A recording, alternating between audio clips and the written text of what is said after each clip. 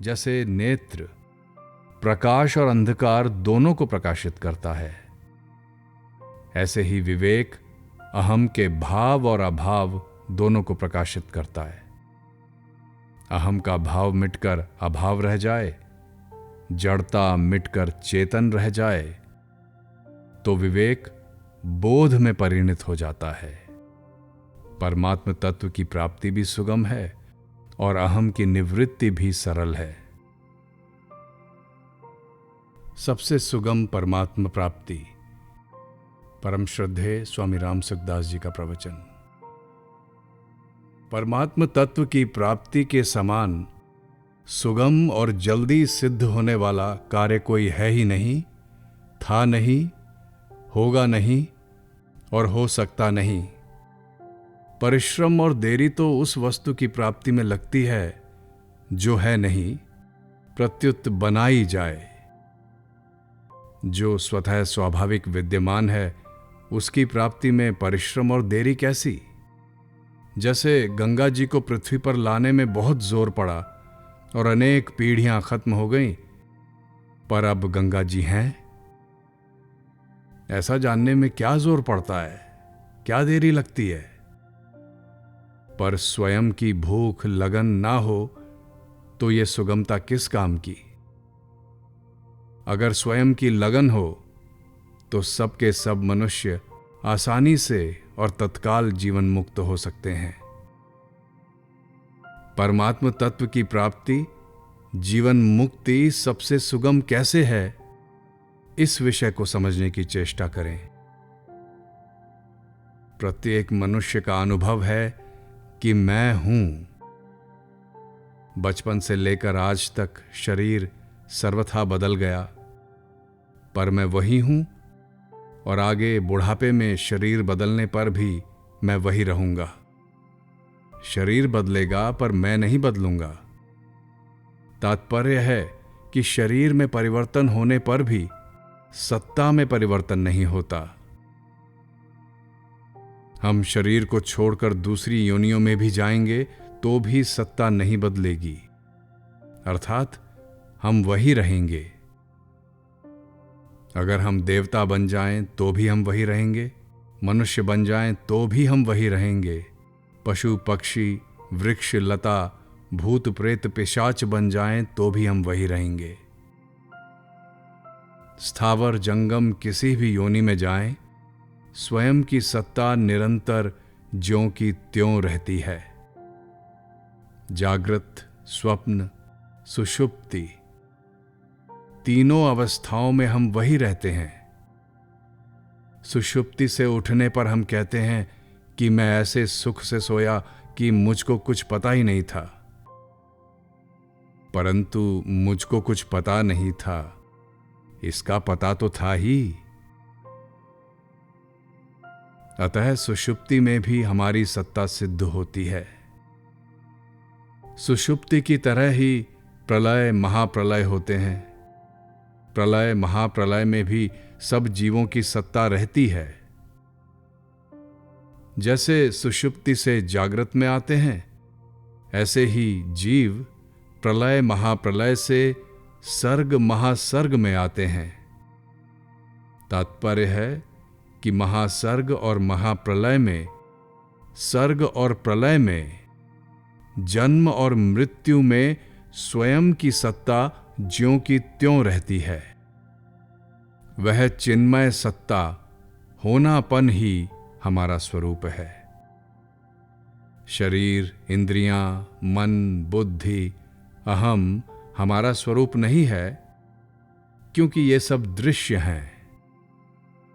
शरीर बदलता है, मन बदलता है, बुद्धि बदलती है, भाव बदलते हैं, सिद्धांत बदलते हैं, मान्यता बदलती है, देश काल वस्तु व्यक्ति बदलता है, अवस्था परिस्थिति घटना बदलती है। सब कुछ बदलता है पर सत्ता नहीं बदलती। सबका संयोग और वियोग होता है, पर सत्ता का संयोग और वियोग नहीं होता। जो बदलता है और जिसका संयोग वियोग होता है वह हमारा स्वरूप नहीं है। जो कभी नहीं बदलता और जिसका कभी वियोग नहीं होता वही हमारा स्वरूप है। मनुष्य का ढांचा यानी बनावट और तरह का है और कुत्ते का ढांचा और तरह का है, पर सत्ता दोनों में एक ही है। वह सत्ता न तो स्त्री है न पुरुष है, न देवता है न पशु पक्षी है न भूत प्रेत है। ऐसे ही सत्ता न ज्ञानी है न अज्ञानी है, न मूर्ख है न विद्वान है, न निर्बल है न बलवान है, न साधु है न गृहस्थ है, न ब्राह्मण है न शूद्र है, न हल्की है न भारी है, न छोटी है न बड़ी है, न सूक्ष्म है न स्थूल है। चाहे स्त्री हो पुरुष हो, देवता पशु भूत प्रेत, ज्ञानी अज्ञानी हो, कसाई हो संत महात्मा हो, चाहे तत्वज्ञानी हो भगवत प्रेमी हो, सत्ता सब में एक ही है। वह चिन्मय सत्ता न बदलती है न मिटती है, न आती है न जाती है। वह सत्ता हमारा स्वरूप है, बस इतनी सी बात है। शास्त्र में, वेद में, वेदांत में इससे बढ़िया बात क्या आती है? ब्रह्म की बात कहें तो वो भी सत्ता ही है। हमसे गलती ये होती है कि उस सत्ता के साथ कुछ न कुछ मिला लेते हैं। अगर कुछ ना मिलाएं तो जीवन मुक्त ही है। कुछ भी मिलाएंगे तो बंध जाएंगे। मैं स्त्री हूं तो बंध जाएंगे, मैं पुरुष हूं तो बंध जाएंगे, मैं बालक हूं, मैं जवान हूं तो बंध जाएंगे, मैं रोगी हूं तो बंध जाएंगे, निरोग हूं तो बंध जाएंगे, मैं समझदार हूं तो बंध जाएंगे और नासमझ हूं तो बंध जाएंगे। चिन्मय सत्ता के साथ कुछ भी मिलाना बंधन है और कुछ भी न मिलाना मुक्ति है। चिन्मय सत्ता के सिवाय हमारा और कोई स्वरूप है ही नहीं। यही तत्व ज्ञान है, इसी को ब्रह्म ज्ञान कहते हैं। कोई भले ही 6 शास्त्र पढ़ ले, 18 पुराण पढ़ ले, 18 उपपुराण पढ़ ले, चाहे वेद पढ़ ले, हजारों वर्षों तक पढ़ाई कर ले, पर इससे बढ़कर कोई बात मिलेगी नहीं। इससे बढ़कर कोई बात है ही नहीं तो मिले कहां से? इसलिए संतों ने कहा है, बावर बेद विदुष बावरियो, पोथी पुस्तक फंदा, भोला नर माही उलझाना, उलट न देखे अंधा। प्रश्न: जीवात्मा की सत्ता और परमात्मा की सत्ता दोनों एक ही हैं या अलग अलग? सत्ता एक ही है, परंतु सत्ता में अहम यानी मैं को मिलाने से सत्ता में भेद दिखने लग गया। कारण कि अहम से परिच्छिन्नता पैदा होती है और परिच्छिन्नता से संपूर्ण भेद पैदा होते हैं। वास्तविक सत्ता अहम रहित होने से अपरिच्छिन्न है, अनंत है, व्यापक है। उस सत्ता में सबकी स्वतः स्वाभाविक स्थिति है, परंतु अहम की स्वीकृति के कारण उसका अनुभव नहीं हो रहा है।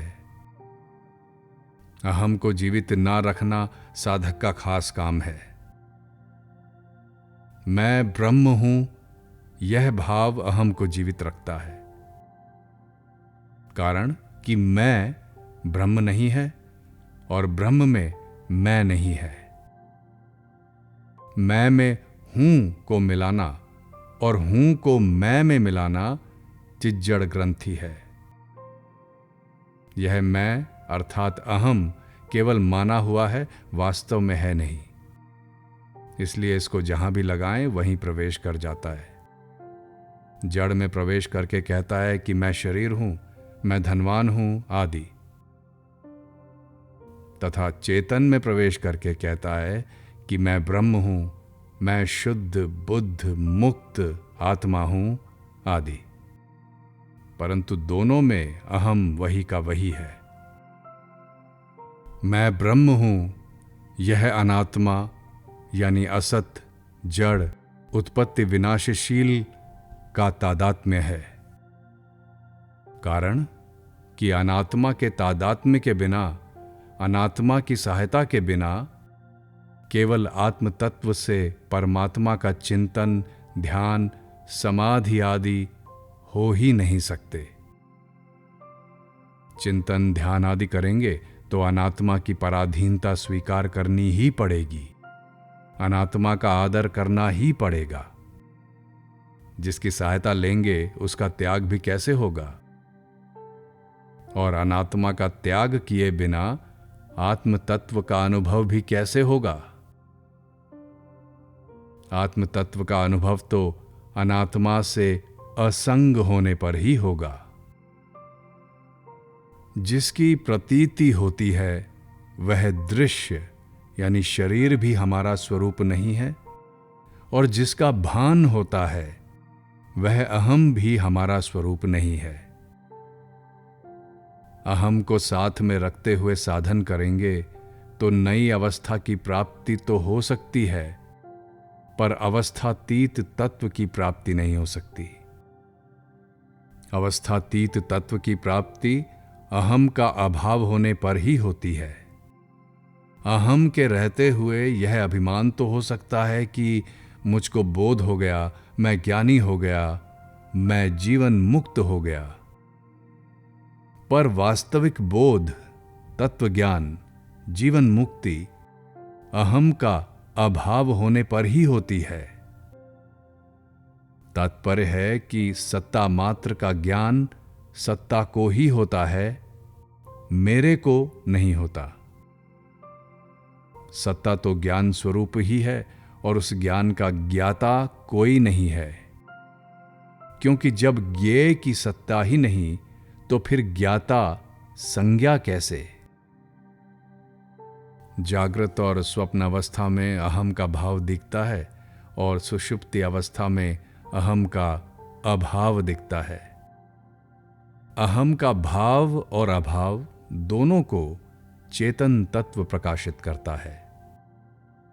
जो भाव और अभाव को प्रकाशित करता है वह सत है, तथा जिसका भाव और अभाव होता है वह असत है। जैसे नेत्र प्रकाश और अंधकार दोनों को प्रकाशित करता है, ऐसे ही विवेक अहम के भाव और अभाव दोनों को प्रकाशित करता है। अहम का भाव मिटकर अभाव रह जाए, जड़ता मिटकर चेतन रह जाए, तो विवेक बोध में परिणत हो जाता है। परमात्म तत्व की प्राप्ति भी सुगम है और अहम की निवृत्ति भी सरल है। कारण कि परमात्म तत्व की नित्य प्राप्ति है और अहम की नित्य निवृत्ति है। अहम को मिटाने का प्रयत्न करने से अहम का विवेचन तो होता है, पर अहम मिटता नहीं। परंतु सर्वत्र परिपूर्ण परमात्म सत्ता का अनुभव होने से अहम मिट जाता है। इसलिए गीता में भगवान ने कहा है, मया तदमिदं सर्वम, यह सब संसार मेरे से व्याप्त है। तात्पर्य है कि संसार में सत्ता यानी है रूप से एक सम, शांति, सद्घन, चिद्घन, आनंद घन परमात्म तत्व परिपूर्ण है। जिसका हर पल अभाव हो रहा है उस संसार की स्वतंत्र सत्ता है ही नहीं। अज्ञान के कारण संसार में जो सत्ता प्रतीत हो रही है वह भी परमात्म तत्व की सत्ता के कारण है। मानस में आया है, जासु सत्यता ते जड़ माया, भास सत्य इव मोह सहाया। श्रीमद् भगवद गीता में भगवान कहते हैं, मन से, वाणी से, दृष्टि से तथा अन्य इंद्रियों से जो कुछ ग्रहण किया जाता है वह सब मैं ही हूं। अतः मेरे सिवाय दूसरा कोई भी नहीं है। यह सिद्धांत आप विचारपूर्वक शीघ्र समझ लें, अर्थात स्वीकार कर लें। तात्पर्य है कि चिन्मय सत्ता रूप से केवल परमात्म तत्व ही ग्रहण में आ रहा है। कारण कि ग्रहण सत्ता का ही होता है। जिसकी सत्ता ही नहीं, उसका ग्रहण कैसे होगा? जब सब में एक अविभक्त सत्ता है ही परिपूर्ण है, तो फिर उसमें मैं, तू, यह और वह, ये चार विभाग कैसे हो सकते हैं? अहंता और ममता कैसे हो सकती है? राग द्वेष कैसे हो सकते हैं? जिसकी सत्ता ही नहीं है, उसको मिटाने का अभ्यास भी कैसे हो सकता है? गीता के अध्याय 2 में भगवान कहते हैं, नास्तो विद्यते भावो ना भावो विद्यते सतः। असत का भाव विद्यमान नहीं है और सत का अभाव विद्यमान नहीं है। तात्पर्य है कि असत की नित्य निवृत्ति है और सत्य की नित्य प्राप्ति है। नित्य निवृत्त की निवृत्ति और नित्य प्राप्ति की प्राप्ति में क्या कठिनता और क्या सुगमता, क्या करना और क्या न करना, क्या पाना और क्या खोना। खोया कहे सो बावरा, पाया कहे सो क्रूर, पाया खोया कुछ नहीं, ज्यों का त्यों भरपूर। सर्वत्र परिपूर्ण चिन्मय सत्ता में न देश है, न काल है, न वस्तु है, न व्यक्ति है, न अवस्था है, न परिस्थिति, न घटना है।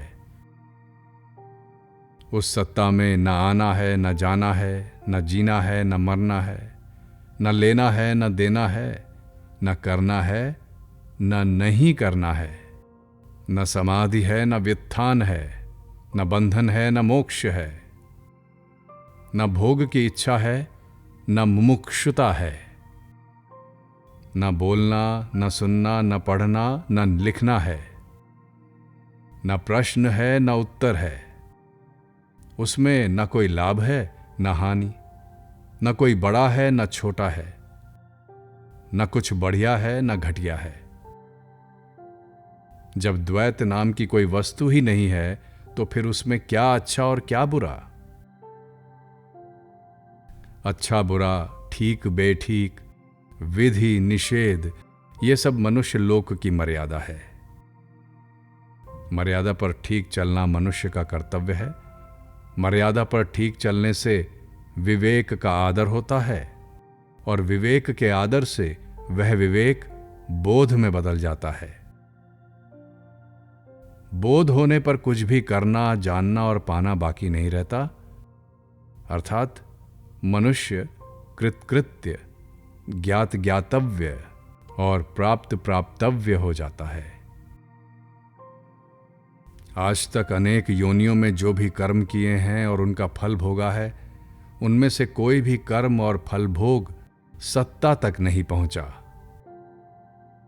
आकाश में कभी सूर्य का प्रकाश फैल जाता है, कभी अंधेरा छा जाता है, कभी धुआं छा जाता है, कभी काले काले बादल छा जाते हैं, कभी बिजली चमकती है, कभी वर्षा होती है, कभी ओले गिरते हैं, गर्जना होती है, परंतु आकाश में कोई फर्क नहीं पड़ता।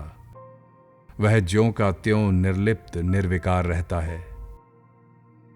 ऐसे ही सर्वत्र परिपूर्ण सत्ता में कभी महासर्ग और महाप्रलय होता है, कभी सर्ग और प्रलय होता है, कभी जन्म और मृत्यु होती है, कभी अकाल पड़ता है, बाढ़ आती है, कभी भूचाल आता है, कभी घमासान युद्ध होता है, परंतु सत्ता में कोई फर्क नहीं पड़ता।